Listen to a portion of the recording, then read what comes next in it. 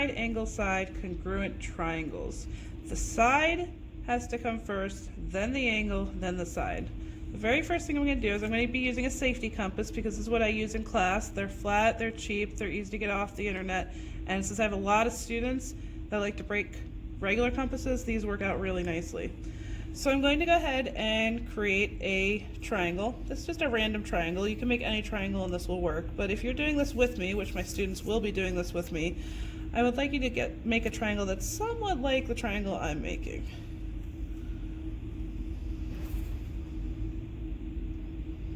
Make sure you use a straight edge for this, don't freehand it.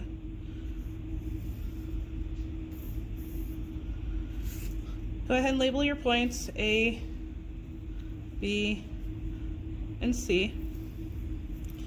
And then over here, I'm gonna create one that's kind of parallel to this. Create a line that's nice and long. And on that line, put a point, which we are gonna call D.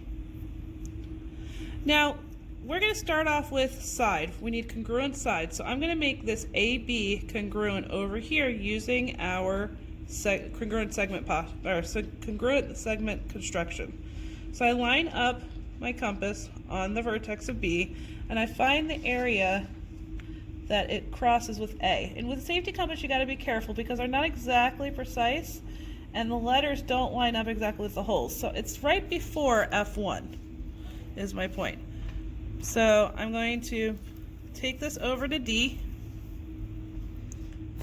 and I'm going to create an arc mark right there. I'm going to label this E.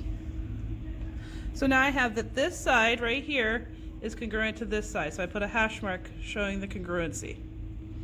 I'm now going to create this angle right here. I'm going to create it right there.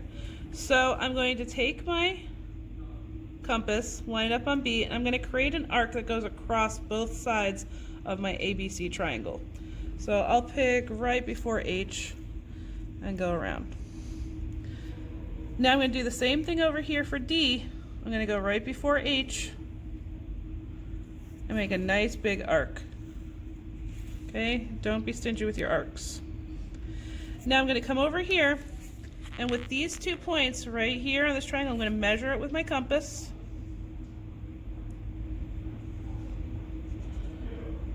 It's right after the K.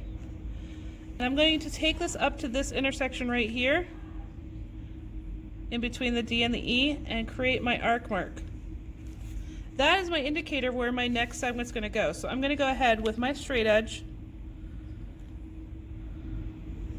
and continue this. And I do it nice and long because I don't know where on this that I'm going to have my AC. So this now means that my angle D is concurrent to angle B. So I've got a congruent side, I've got a congruent angle, and that now means I need to create a congruent side right here to BC. Okay, so we're going to go ahead and measure BC. And it looks like it's right after P. I'm going to come over to D.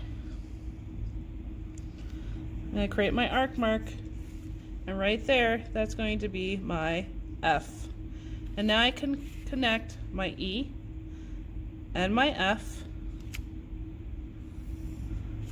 and this side is going to be congruent to this side. So that is my side, angle, side.